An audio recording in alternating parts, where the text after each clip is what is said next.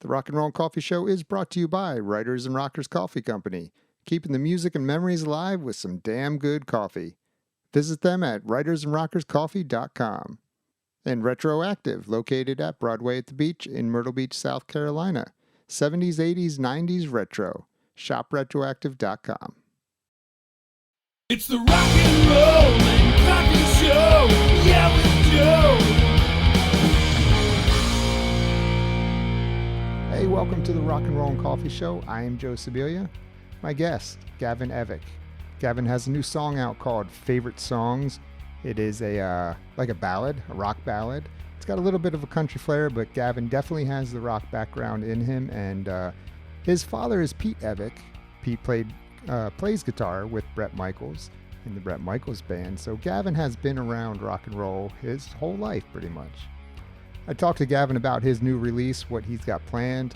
Talk about making a video. He has a video for Favorite Songs, which you can find now on YouTube. And you can hear the song on Spotify, iTunes, or wherever you listen to your music. I'm going to talk to Gavin about all this stuff, his new song, and more. So, Gavin, you have your new song out is called Favorite Songs, right? Yes, sir. And it came out August 26th. August 26th. Okay. And this is your first release? Is that Yes, correct? it is. It's my first one ever. Wow. Now, so how exciting is that to have this finally released? It's a lot of things, including exciting. Of course, it's really, really exciting. But I mean, it's nerve-wracking. It's exciting. It's just all the above. I mean, I have so far loved the experience of my short time of being a established musician for a month. For a month? Cool. For a month, yeah. Yeah. Yeah, but so you released this in the first song. It's like a ballad, I would say, right? Oh yeah, hardcore ballad. Yeah. How come you It's a love decided to song. release the ballad first? Well, I mean, if you look at the track record of a lot of big 80s bands, the ballad is really what stands out for a lot of those bands. I mean, obviously you got your big anthems, but also the ballads. I mean, you look at Motley Crue, it's Home Sweet Home, Poison, it's Every Rose Has a Thorn. I mean, I'm a sucker for ballads. I like ballads, and I think that nowadays, really, well, back in the 80s, there was such a grand, there was a lot to write about, whereas today I feel like it's a common story. The love song, the slow songs, the ballad, there's not a whole lot of, kick you in the face, awesome hard rock anthems nowadays. So I feel like I just wanted to create a song for my generation that didn't necessarily scare them away like most rock songs do nowadays. Right. Fortunately, I just thought that it's a very safe song. It's not too niche, it's not too extreme, and it's very subtle, but it's still rock and roll. So that's why I went with it, to kind of see how well it would do within my generation. I mean, it's doing pretty well so far. I mean, it's not crazy big, but I mean, it's for a first song, it's doing pretty good. It's a great song. It's very I catchy. appreciate It's it. got a very catchy chorus in there, which all great ballads have. Just you remember it. Essential Heart. Yeah, exactly. And from what I've seen online and everything, it seems like it's been going over really well. Of course, I mean, I have yet to see anybody say anything weird about it, or I'm not weird, just anything bad about it. I'm not letting that get to my head, but at the same time, I'm still waiting for, like, I thought a lot of my friends that don't listen to rock and roll, I thought they would have been like, oh, it's a cool song, it's just not really my taste or something like that. No, they are all loving my song. And it's something that I didn't quite expect. I thought it would just be kind of just rock and roll fans, and it would grab some casual fans and maybe even some country fans. But it's really surprising to see a lot of my anti-rock and roll friends love the song.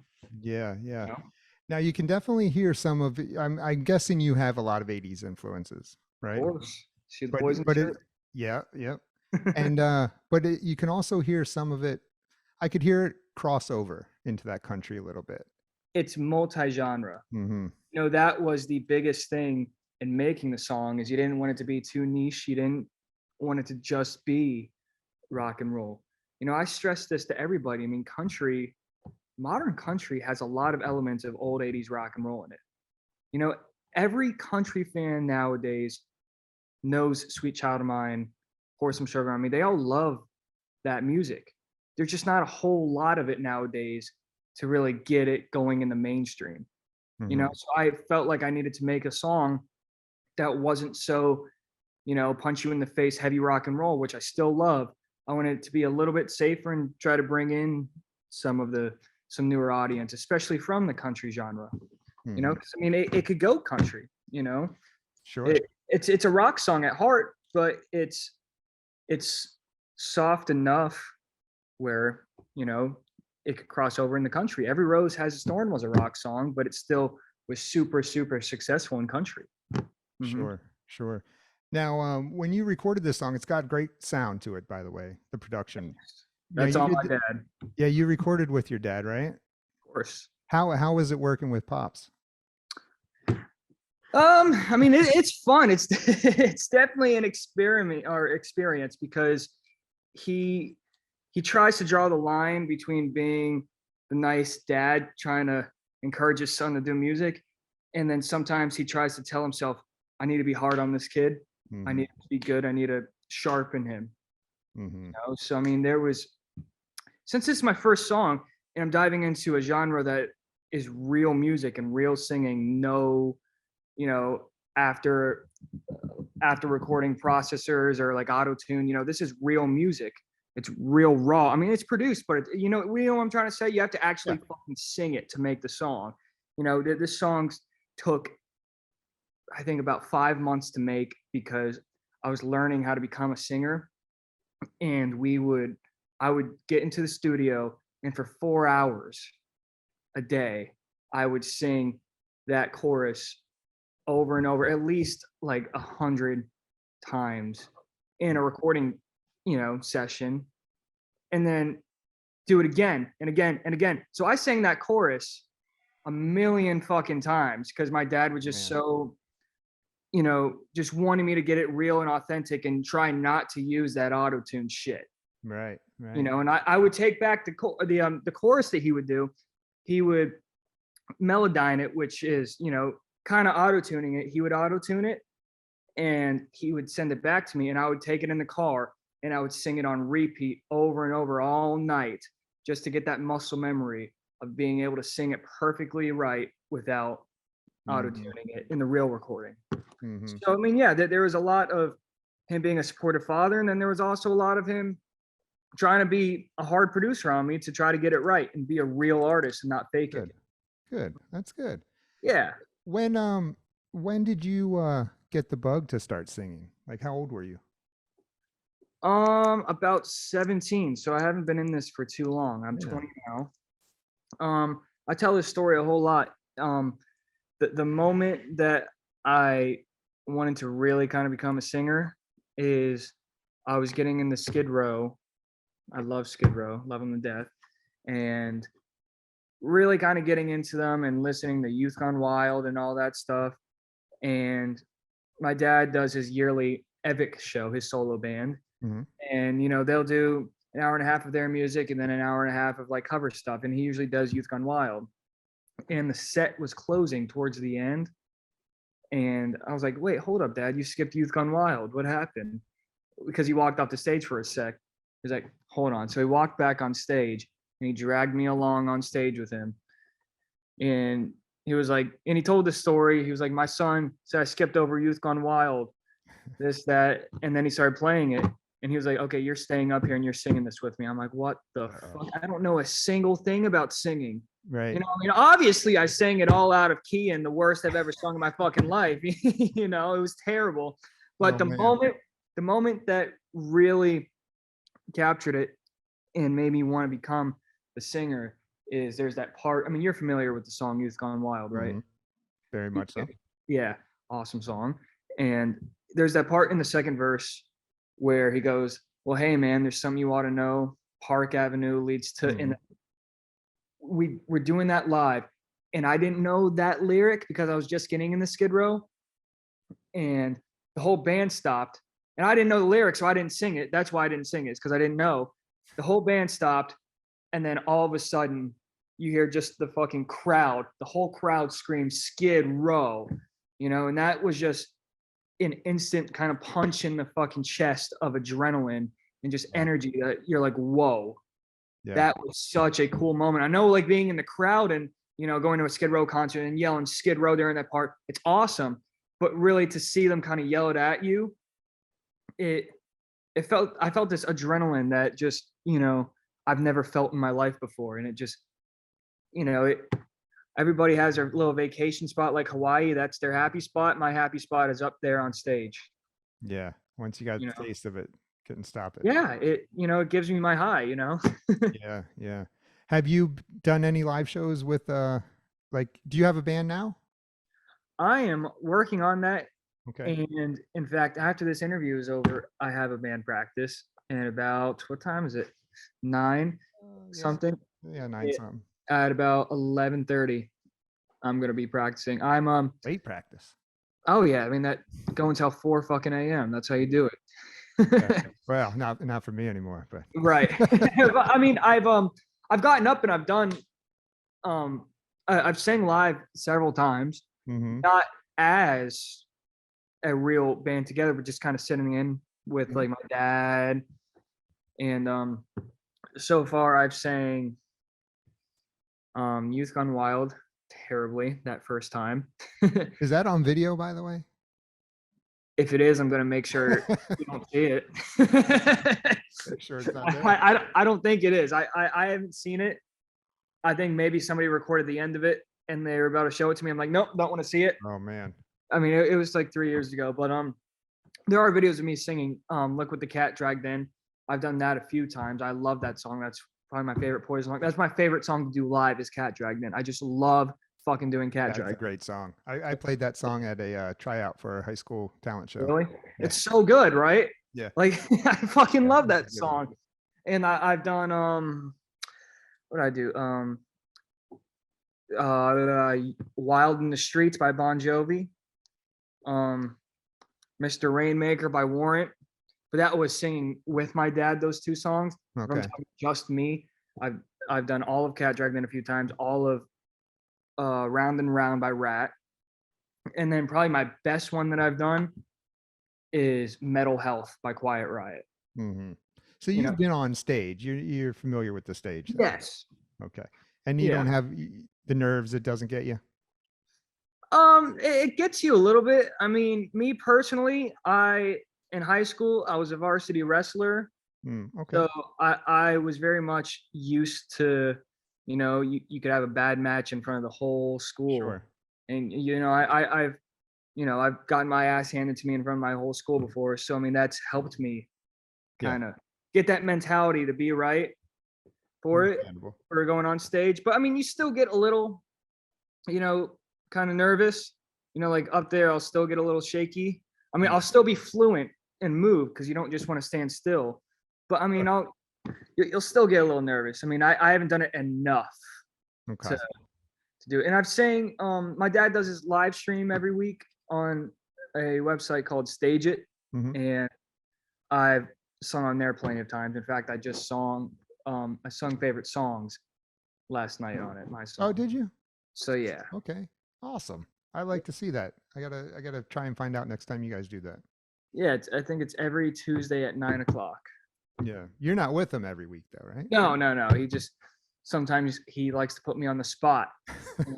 It's funny because like 2-3 weeks ago I got up and sang it in like 3 other songs. No, like actually like 6 songs that night that he had me do it, and I was all warmed up. I was prepared. I was sounding great.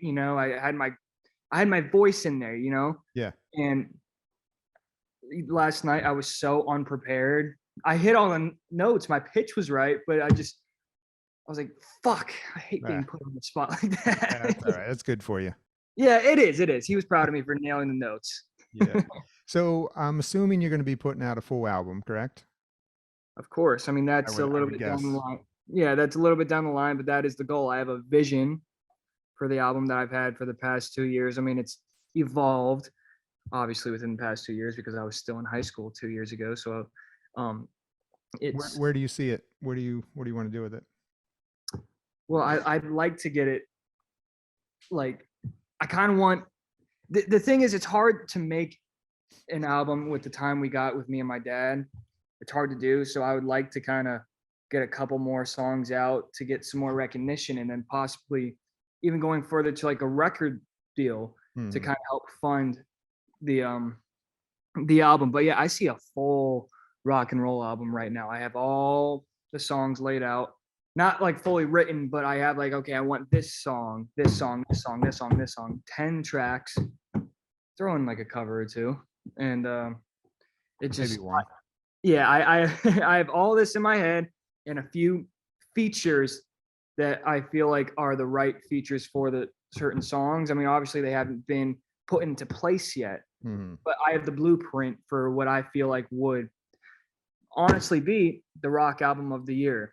Once it comes out, like I have a real vision that I feel like would be modern enough to be cool, and also would be really, it would pay a lot of homage to old rock and roll that a lot of old rock and roll fans would, just smile at. They would hear it and just be like, oh, like that brings back that feeling that I used to get when I was a kid. That's because that's what rock and roll does for me. That's why I love it so much, is it just gives me this feeling inside that's just so fucking, like, it helps my soul.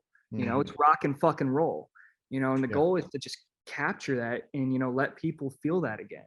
Because I mean, there's a lot of great new bands out there, not knocking any of them, but it's not mainstream enough, and a lot of people just miss the feel that rock and roll used to give, and that's my goal. That's my goal. Definitely not the same, and that's interesting to hear you say that, being so young. But then again, you grew up with it your whole life, pretty much. Oh yeah. I mean, it's funny. I grew up meeting and knowing a lot of these people that a lot of people call heroes and legends, knowing and meeting them before I even knew what their music was. Yeah. I knew Eric Brittingham of Cinderella long before I knew fucking Nobody's Fool. Sure. I knew Bret before I knew Nothing But a Good Time. I knew all these people. I grew up in this world, and not just in the sense of, I know a lot of people are like, oh, my dad plays this song in his car, so I've listened to rock and roll my whole life. I'm the opposite. My dad, when I'm in the car with him, he doesn't play a single fucking song. He just sits quiet. That's his happy time. It's when he's around no fucking noise at all. He doesn't want to talk. He doesn't want to play any music. So I discovered all this music on my own. But I grew up in the world in the sense of going on tour with my dad and meeting these people and, just being around all these rock and roll clubs that I had to be 21 to get into, but I was fucking 4. Right. I grew up in that fucking world, and a lot of people, I'll just repeat myself, but a lot of people just think that they are, in this world because they grew up listening to it in the car. Like, no, motherfucker, the world is a lot bigger than that, the music industry. Well, good. So now you're in Virginia, right? Is that where you live? Yep, Northern Virginia. Okay. Are you planning on staying there, or are you going to venture off to a bigger city? Like a lot of people going to Nashville now. I love Nashville. I would move to Nashville. Yeah. If I had the choice. I mean, I'm not in the position to right now, but I would like to. I mean, I used to not think that Nashville would be where I want to go. I used to think Hollywood, but Nashville has turned into the Hollywood for music. I mean, it's always been Music City, but I mean, that's where all the big record labels are. Yeah, I think the Hollywood thing, I mean, I could be wrong because I don't go out there, but I think that whole thing is kind of dwindled. Yeah, it's going out a little bit. Yeah, it completely is. The idea of Hollywood is going away. It's all social media. It's all online. Yeah. But music is still real in Nashville. That's a big topic. Is music still kind of being what it is and what it used to be? Music is very much not where it used to be. And when I go to Nashville and I walk down Broadway, it feels alive. Like live shows still happen. People appreciate real live music, no tracks, all that, just real heart and soul music. I love Nashville. Yeah. Now you play guitar also, right? I can play. I'm not a lead guitar guy. I can't I can't shred by any means, but I mean, I like to put that out there as a disclaimer because I mean, I do walk around with a guitar sometimes. I like live, I'll play the guitar, Sure. you know, but like I don't want to make it seem like I'm some fucking Eddie Van Halen on the guitar, but I can play it, you know, and I'll play rhythm on my songs too. Like favorite songs has 3 guitars going, and I'll play the acoustic during it, and then my guitarist will play the lead. Yeah, I mean, I can play guitar. Yeah. So when you're writing songs, do you write on guitar or piano, or do you have a book of lyrics? I mean, what's your writing process? You see, it's different for a lot of people, and a lot of people actually do kind of all the techniques for different songs. But me, I like to kind of lay down an instrumental for a song first. Like I like the way this sounds. I'm gonna see how this kind of comes out. I mean, obviously it's with my dad because I don't have the knowledge and skill to craft a real awesome fucking rock and roll song. But like for example, yesterday, me and him went into the studio for a couple hours, and we have this awesome idea for an anthem. And I said, he always is like, Gavin, tell me the lyric. What's the lyric? I'm like, I have an idea for what the story of the song is going to be, but I'd rather get this sound that's in my head out into a song and then kind of write the lyrics as I go, because I know what the story wants to be. But it's easier for me to hear that instrumental because like that, I'm a rock and roll guy, in rock and roll, the lyrics are just as important as the rest of the fucking song, whereas today, a lot of it's just kind of lyrics and like, a producer will do kind of like a shitty little, little background track. Me, I'm like, I want it to sound like this guitar to be this drum pattern to be like this. I want the snare to sound like this. I want, I think of the whole song as a whole. And then I try to get that out. And then I know the story too. And then I try to write the lyrics too. So that's my process. You're hearing the whole thing in your head. Oh yeah. Of course. Cool. So, social media. Let's talk about that a little bit. Now you have a TikTok account, which I'm not familiar with TikTok, so I can't really talk on it, but you do have a lot of followers on there. I have 28,000, I think. I think that's a lot, right? On TikTok, it's it's kind of medium because TikTok is the easiest platform to grow big on. Is it? Yeah. Do you promote your music on there, or how's that work? I've posted a couple videos of my music, but it's TikTok is really meant for just making a funny, stupid video, hoping it gets traction and goes big. I posted a couple promotional videos, but I mean, TikTok is really just meant for creative, stupid videos. Like I'll make a funny, stupid video, and and then it'll go well, and then I'll get some traction for it. I had those 28,000 followers before I kind of came out as a musician. Being the musician hasn't quite helped get the following. It's the funny video I'll make. I like me and my buddy for 10 seconds in a video pretended to be Vince Neil and Tommy Lee. There's a part in, I think it's Girls, Girls, Girls, where he's like, hey, Tommy, check that out, man. What, Vince, where? Right there. Hey, that little part right there. Like I was Vince and my buddy Logan was Tommy. And that video got, like 200,000 views or something like that. Yeah, I was checking it out, and your videos are pretty funny, I must say. They're pretty niche. Like my opinion, they're pretty fucking cringy. But I mean, I think some of them are cool. I think a lot of them are super fucking cringy. But that's what TikTok is making the stupidest fucking videos, and they do well. Yeah. Okay. So you mentioned your buddy Logan. He's in your band right now? Is he playing with you? Yeah, he is. He is my guitarist. I've known him since high school. He's going to be here in an hour and a half. So he's awesome. Me and him have kind of been along on this journey. I mean, obviously the song came out as Gavin Evic because me and my dad have worked on it together. But he's very much been a part of the live, band. And he was in the video. He played guitar in the video. Yes. Yes. Tell me about the video. I mean, how much fun was that? And how long did it take? It was awesome. So we shot for one day. We shot for 6 hours for 3 minutes of footage. Yeah. I did one video in my Not- life. not 3 and minutes That's the way it was. It was probably a 10-hour day. Oh yeah. So we were filming for 6 hours, and then obviously we had 3 cameras going, so there was about 14 hours of footage. Yeah. You know, it's funny. I don't know if you heard this or you knew this, but I actually edited the video Yes, all I was going to myself. ask you about that. Tell me about that. Yeah, I mean, my whole life I've always wanted to be in the entertainment industry. For a long time, I wanted to be an actor. You know, my dad is very much, if you're going to go in the industry, you know every single thing you can about the industry. So for years, I would, you know, I got Final Cut on my MacBook, and I learned how to edit. I learned how to direct. I learned how to act. I know how to do everything in the movie industry, basically. You know, I went to several summer camps, programs, all that stuff. So, I mean, I was pretty fluent in Final Cut Pro. And I think we all agreed that, you know, I had this vision for the music video that I wanted it to look like, that nobody else could really kind of capture what it would look like.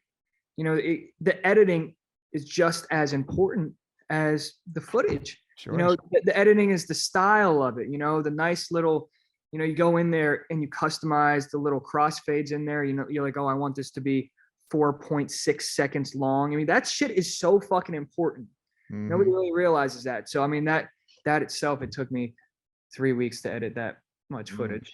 So, I mean, but yeah, I did that all myself, and I obviously showed it and consulted it with a few people. I'm like, hey, this is what I like.